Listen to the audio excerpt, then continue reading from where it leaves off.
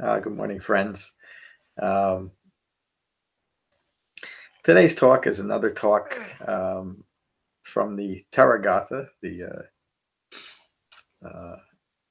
preserved poems of awakened monks in the original Sangha.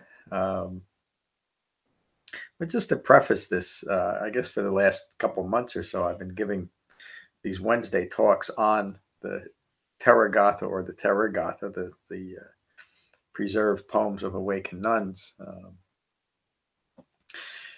And the reason for the focus on both of those books in the and by the way, these are in the Khuddaka Nikaya, the fifth book of the Pali Canon, and that is a book that's kind of a repository for suttas or teachings that were difficult to classify in other ways. And I won't get into the construction of the Pali Canon and why it was organized the way it was, but that's basically it. And most of them are shorter teachings. Lay down, Bodes. But the overall, the remarkable overall simplicity in these and how they, in a few very short lines, some of them are a little bit longer. This particular poem is very short, but how much Dhamma is included in such a concise recounting of a monk's or a nun's description of their own awakening and what that means to them, what it feels like, what the experience is like.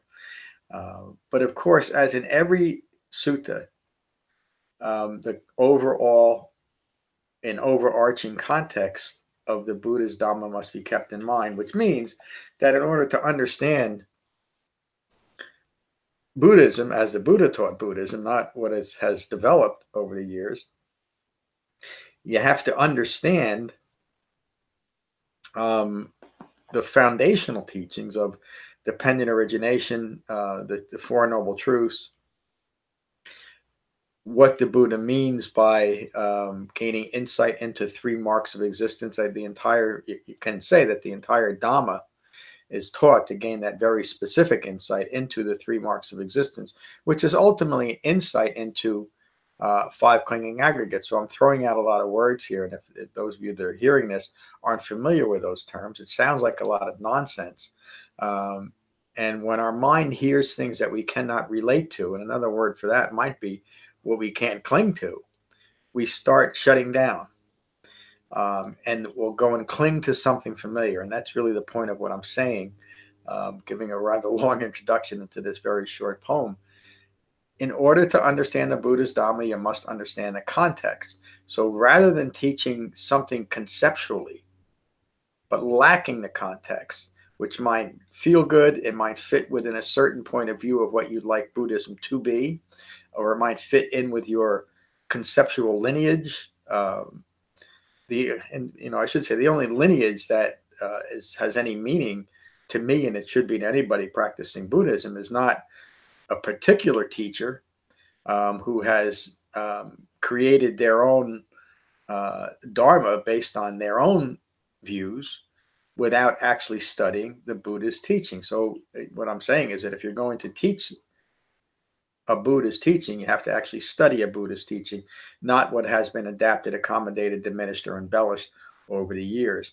And one of the ways to realize that is the utter simplicity of the teaching. But in order to see the utter simplicity, again, the context must be there. So when we get into conceptual applications of no self, something the Buddha never taught,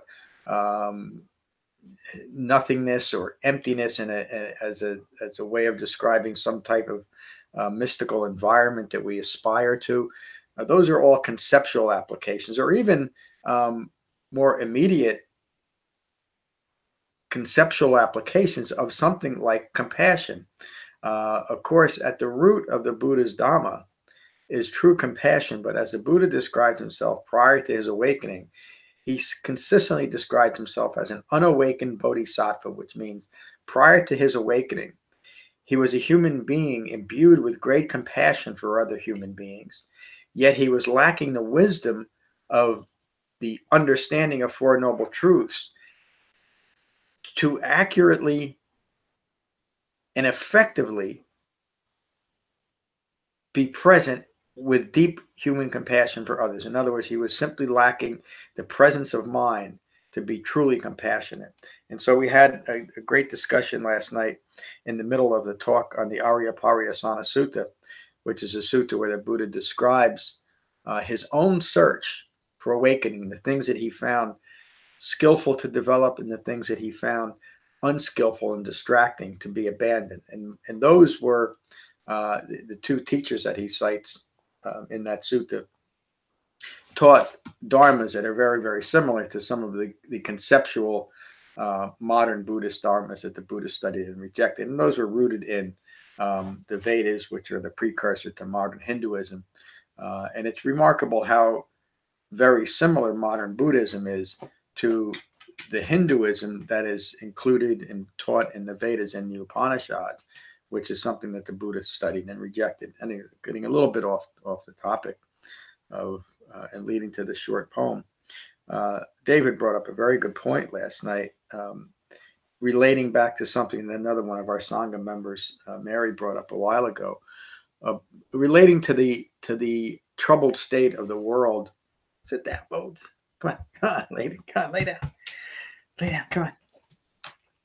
Relating to the troubled state of the world, and that it almost seems like there's so much difficulty and hatred and violence in the world. How can we possibly just meditate? And what do we do with that once we take it off our cushion and are back in the world, in the state that the world is in?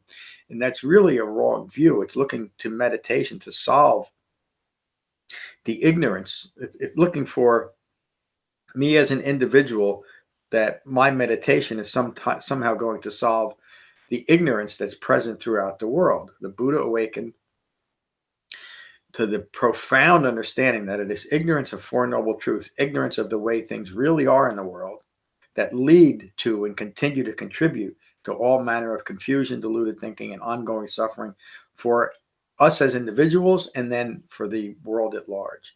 And so the Buddha didn't see himself as a savior.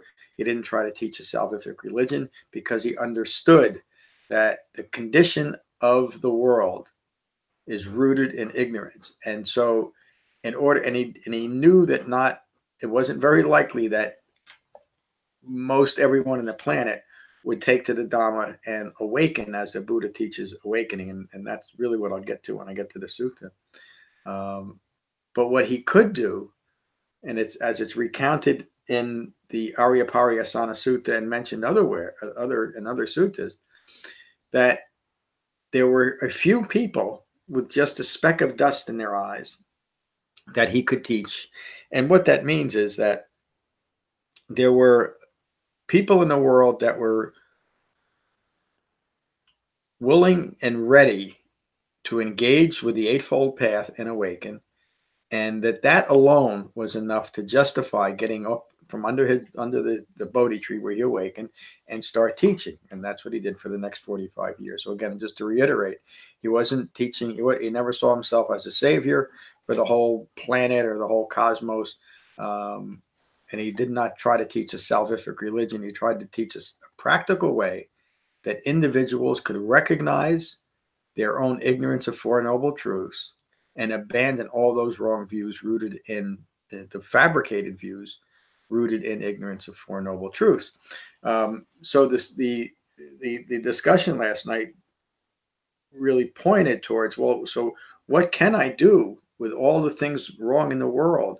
Should we go out and protest and maybe even engage in the rhetoric of the world that is so ideologically opposed that there's always an aspect of hate, meaning that if you don't follow my ideology, you are somehow deserving of my hate and my derision and all of the rest of that. This is not a teaching of an awakened human being. What the Buddha taught was a way to recognize and abandon ignorance in ourselves and the resulting wrong behavior and hurtful behavior. And once we understand it in ourselves, we can then understand it in other people. And when we can truly understand what is motivating people that what is motivating people towards hurtful and confused behavior is ignorance of Four Noble Truths, that points to the real solution, rather than taking up positions and hardening ourselves and digging in our heels and promoting hate towards other people and expressing feeling justified and expressing our anger towards somebody who doesn't seem to be as compassionate as we hope they would be, or even to just follow along some political ideology. It just leads to more suffering. So the solution to the ending of suffering is to develop a calm and peaceful mind, free of conflict. And once we can free our own minds of conflict, then we can contribute directly to diminishing the conflict in the world.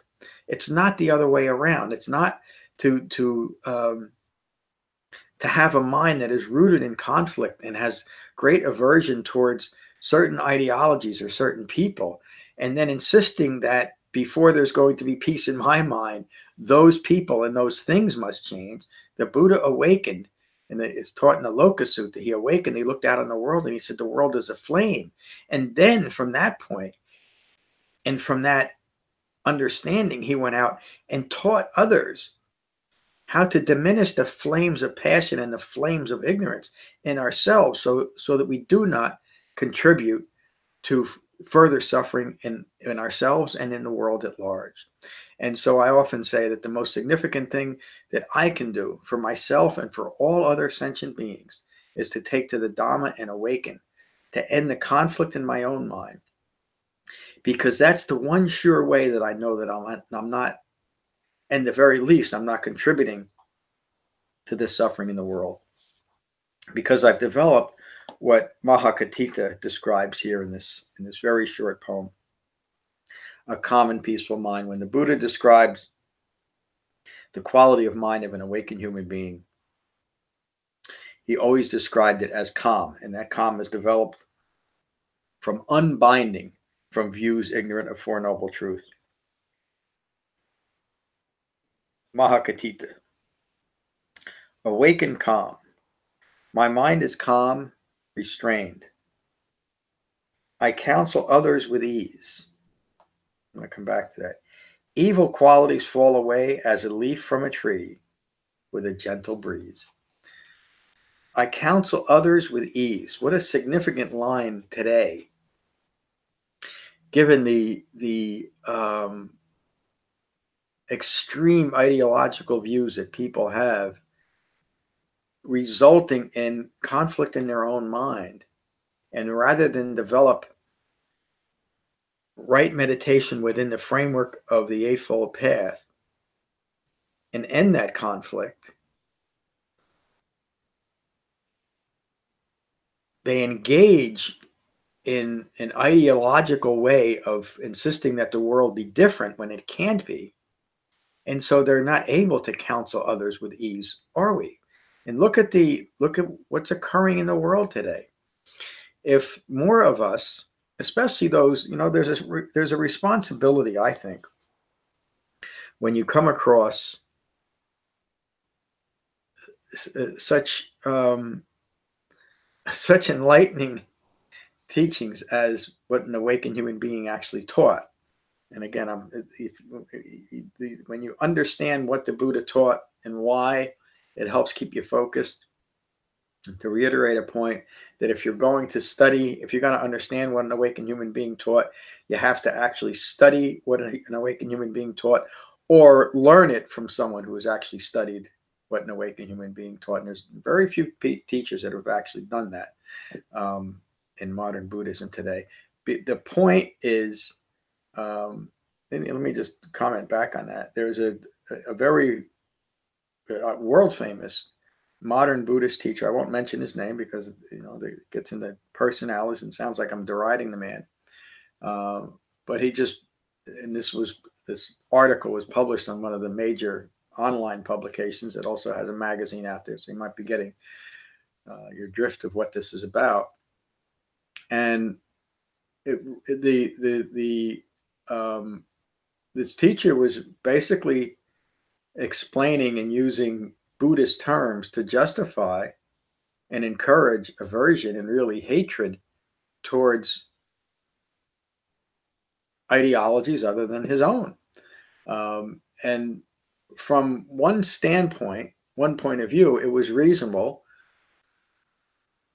But on another, from another view, it's rooted in continued ignorance and can only continue suffering,